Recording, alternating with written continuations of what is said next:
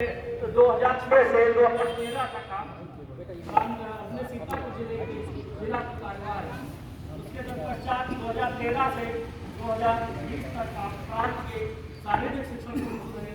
2020 से आप प्रांत के प्रांत कार्यवाह, आप शासकीय अधिवक्ता हैं। यही सीतापुर आपका केंद्र है, आवास आपका खैराबाद।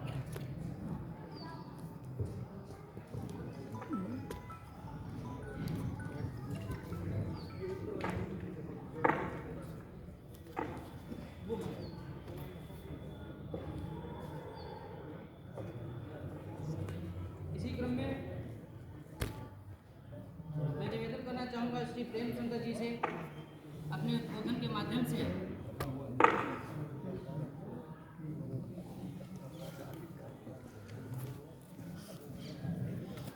अपने ज्ञान रूपी वाणी से हम सबको सिंचित करें। माननीय प्रेम शंकर जी।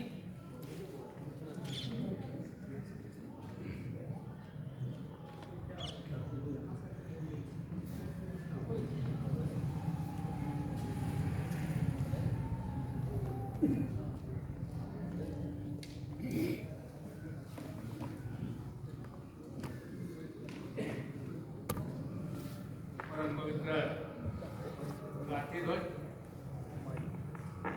आदरणीय खंड संचालक ध्वज,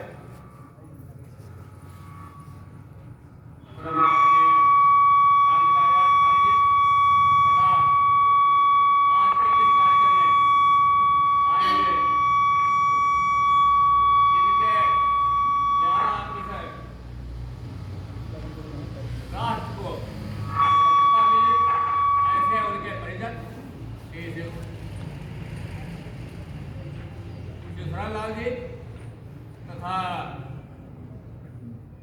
अपने पूर्व सैनिक श्रीमान प्रभुनाथ जी जो 62 में सेना में भर्ती हुए थे और 65 तथा 71 की लड़ाई में आपका उसमें योगदान रहा तथा अन्य हमारे महान देश के शुभचिंतक। आज हम सब अमृत महोत्सव मना रहे। आज हम 75वें वर्ष में प्रवेश कर चुके हैं।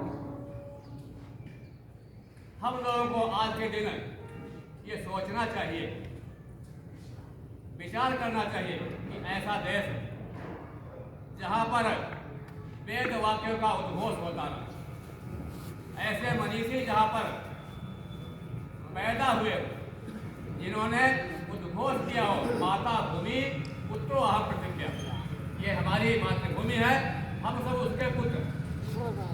ऐसे समाज में जहाँ पर अपने मनीषियों ने उद्घोष किया हुआ कि न राज्यम न राजा से न दंडो न दंडिका, धर्मेण प्रजा सर्वम इसमें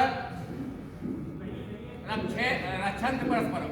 जहाँ पर ऐसे लोग उत्पन्न होते रहे हों, जहाँ राज्य की कल्पना नहीं होती थी, जहाँ पर राजा नहीं हुआ करता था, जहाँ पर ऐसे लोग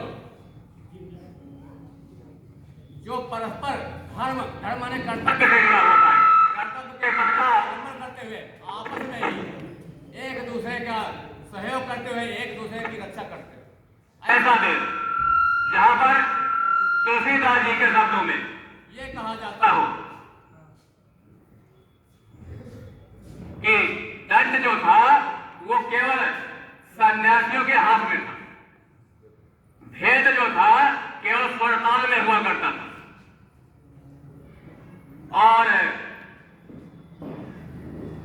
ऐसा शब्द जीतना है तो केवल मन को जीतो, जहां ऐसा उद्घोष हुआ करता था वो देश इतने दिनों तक पराधीन क्यों हुआ, जिसके कारण हम सब जानते हैं, आप सबसे छुपा नहीं है कि यहां पर अपनी भारत माता विश्व गुरु पर आसीन, इसको लोग सोने की चिड़िया के नाम से भी जानते थे। ललचाई आंखों से लोगों ने देखा और परकीयों ने सोचा कि इसको कैसे पद्धलित किया जाए। तो यहाँ पर आए और अपने ही बंधुओं के उन्होंने कुछ विद्वानों को मिलाया और ये उद्घोष किया, यावत् जीवम सुखम जीवे ऋणं कृत्वा घटं पिबे भस्मीभूत देहस्य पुनरागमनम कुतः, कि हम यहाँ रहें जिए और ऐसा करें कि जिस प्रकार से जिए सुख से जिए चाहे जो कुछ हो जाए, ऐसा लोगों के द्वारा उद्घोष किया गया। उस कारण कुछ लोग क्या हुए कि उस पथ पर चलने लगे और हुआ यह कि जब तक यह देश पद्धलित नहीं हो गया, जब तक यह देश विधर्मियों के चुंगल में नहीं चला गया, तब तक हमारे देश के कर्णधार आपस में लड़ते ही और लड़ते लड़ते ऐसा हुआ कि वो दिन आया जब अंतिम हिंदू सम्राट पृथ्वीराज जैसा चौहान जो शब्द वेदी बाढ़ चलाता था, एक मोहम्मद गोरी के द्वारा पराजित हुआ और मारा गया। उसके बाद हम सब जानते हैं कितने वर्षों तक ये देश पराधीन रहा। कैसा क्या हुआ, हमारे देश के नौजवानों ने, राष्ट्रभक्तों ने पुनः इस भारत माता को पराधीनता की बेड़ी काटने के लिए सर्व समाज को एकत्रित किया और वह दिन 15 अगस्त 1947 का आया जिसमें हमारा देश स्वतंत्र हुआ। कुछ लोग स्वतंत्रता और स्वच्छंदता को एक ही मान लेते हैं। बंधुवर, थोड़ा ध्यान देने की बात है। आप सब देखिए, स्वतंत्रता का था स्वतंत्र, अपना बनाया हुआ तंत्र। उदाहरण के लिए जैसे अपना तंत्र बनाया गया है कि हमको सड़क पर बाहर चलना चाहिए, अगर हम स्वच्छंद भाव से चले तो क्या गंतव्य तक पहुंच जाएंगे? हुआ यही, अपनी मनीषियों ने कुछ ऐसा किया, अर्थ विकृत कर दिया। आज हम सब 75वें वर्ष में प्रवेश कर गए हैं। हम सबको चाहिए कि इस पावन पर्व पर कुछ संकल्प लें जिसके द्वारा हमारा देश पुनः ऐसे परकीयों के चुंगल में न फंसे और हमारा राष्ट्र पुनः परम वैभव पर पहुंचे। विश्व में भारत माता का जय जयकार हो। अगर ये सब हो गया तो वास्तव में ये अमृत महोत्सव मनाने का कुछ अर्थ होगा बंधु। अन्यथा उत्सव तो आया जाया करते, मनाया जाया करते, लेकिन अमृत महोत्सव के विषय में हम सब जानते हैं कि पूरा राष्ट्र मनाना। तो हमारा सबका भी दायित्व बनता है कि आज के दिन क्योंकि ऐसे वीरांगना का जन्मदिन है, रानी लक्ष्मीबाई का, जिनका नाम सुनते ही बिजली जैसी शरीर में फैल जाती है और उनके वो शब्द याद करिए, खूब लड़ी मर्दानी, वो तो झांसी वाली रानी थी। ऐसी वीरांगना का भी आज जन्मदिन है। दूसरे एक ऐसे महापुरुष का भी जन्मदिन है जिनका जन्म कार्तिक पूर्णिमा श्री गंगा स्नान के दिन हुआ था, गुरु नानक जी का।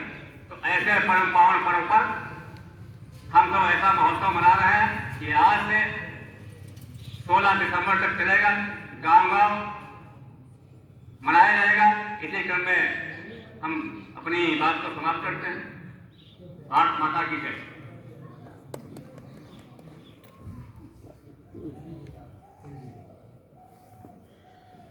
भारत माता की जय। भारत माता की जय। आदरणीय श्री प्रेमचंद्र जी का बहुत बहुत धन्यवाद। आपने जो बातें हम सभी को बताई वो सभी अनुकरणीय हैं। हम सभी हिंदू सनातन समाज को आज सोचने की आवश्यकता है कि क्या समाज में चल रहा है, क्या चीजें होनी चाहिए, किस तरीके से हिंदू सनातन समाज एकत्रित होकर भारत के पुनर्निर्माण की ओर अग्रसित है और कैसे इसको और अच्छे तरीके से आगे बढ़ाना है।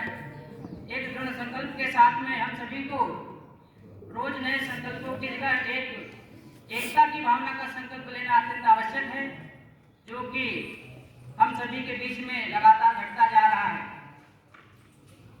इसी क्रम में कार्यक्रम को आगे बढ़ाते हुए हमारे बीच में उपस्थित युवा, छोटी उम्र में अच्छा बोलने वाले श्री वाजपेयी जी, भैया श्री वाजपेयी जी का आग्रह है कि मंच पर आए और अपने उद्बोधन से कुछ बातें कहें।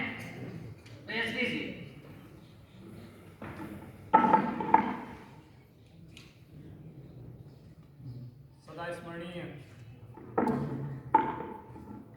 माता, भारत में नव चेतना का प्रसार करने वाले सभी लोकतंत्र सेनानी, मंच पर उपस्थित संघद्वय, इस विश्व के सबसे बड़े संगठन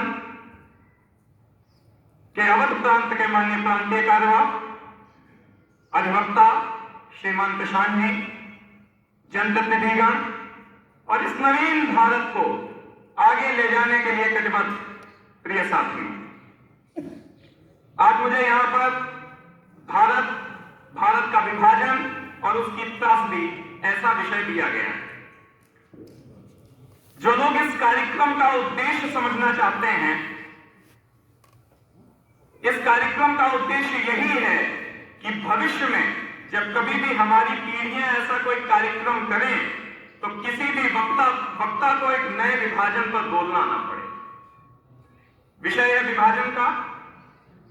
14 अगस्त 1947, 1000 साल की दास्तां के बाद, 1000 साल की पराधीनता गुलामी के बाद एक ऐसा दिन था जिस पे हम गर्व कर सकते थे, जिस पे हमको खुश होना चाहिए था। हर तरफ खुशी की लहर थी, हर तरफ जनसमूह था। एक नया भारत आगे बढ़ रहा था, एक नवीन भारत की संकल्पना थी। और उसी समय दुर्भाग्य ने, उस समय के कुछ नेताओं ने, बरतानिया हुकूमत के कुछ सिपह सालारों ने इस अखंड भारत को खंडित कर दिया। मात्र सदात नहीं बांटती गई, संस्कृतियां बांट दी गई, लोग बांट दिए गए। भारत के लाहौर से, लाहौर की गलियों की रोशनी को हिंदुओं से छीन लिया गया। कराची के घर ले लिए गए। एक तो बहुत प्रसंग आता है, जब देश आजाद हुआ, बंटवारे की सूचना पहुंच गई तो लाहौर के नवनिर्मित प्रशासन ने वहां के सिख और हिंदू घरों के पानी की सप्लाई को रोक दिया। जब माताएं, बहनें, बुजुर्ग, बच्चे, युवा पानी की तलाश में बाहर निकले तो उनको बदले की भावना से मार दिया गया। लाहौर से अमृतसर आने वाली ट्रेनों को जिंदा ताबूत बना दिया गया। क्या इस भारत के लिए, इस नवीन सुबह के लिए इतने साल संघर्ष चला? नहीं ना। कितने क्रांतिकारियों की फोटो लगी हैं जिन्होंने अपना जीवन दे दिया और वह सूर्य जिस पे दिनमान हो रहा था उसको देख भी नहीं पाए। लेकिन नेहरू जी और जिन्ना जी की सत्ता की जल्दबाजी ने भारत को और भारत माता को यह दिन दिखाया।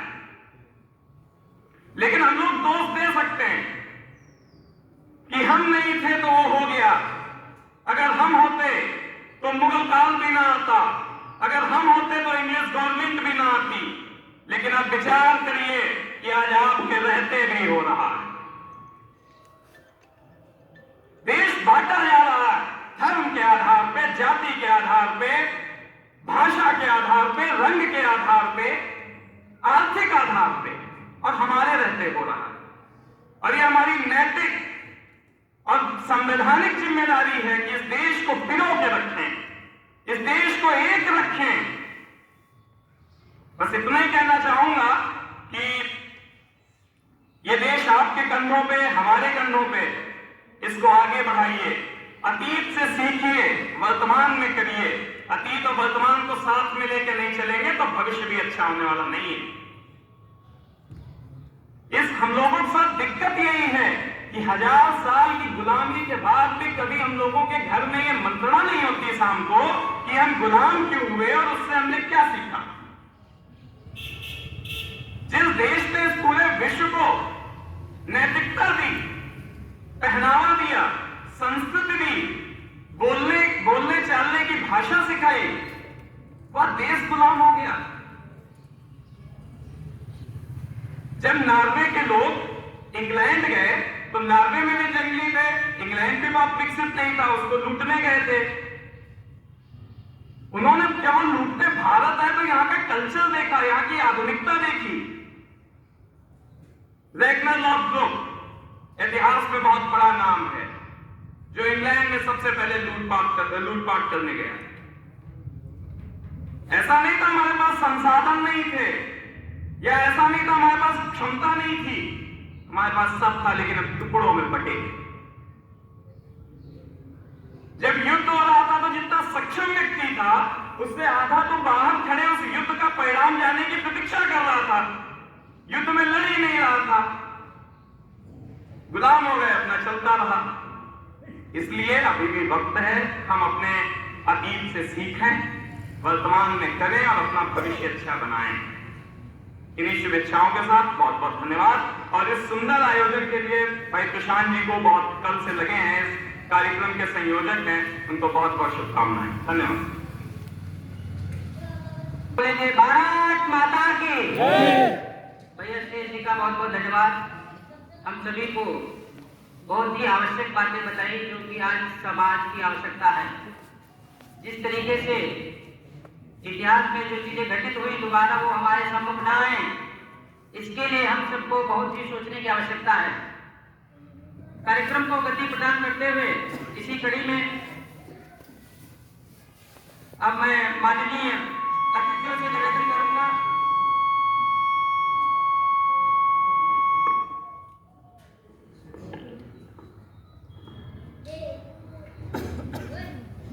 हमारे बीच में मौजूद स्वतंत्रता संग्राम सेनानी, भूतपूर्व सैनिक आदि आप सभी का सम्मान अंग वस्त्र एवं श्री रामचरितमानस पुस्तक प्रदान करके सम्मान करें। माननीय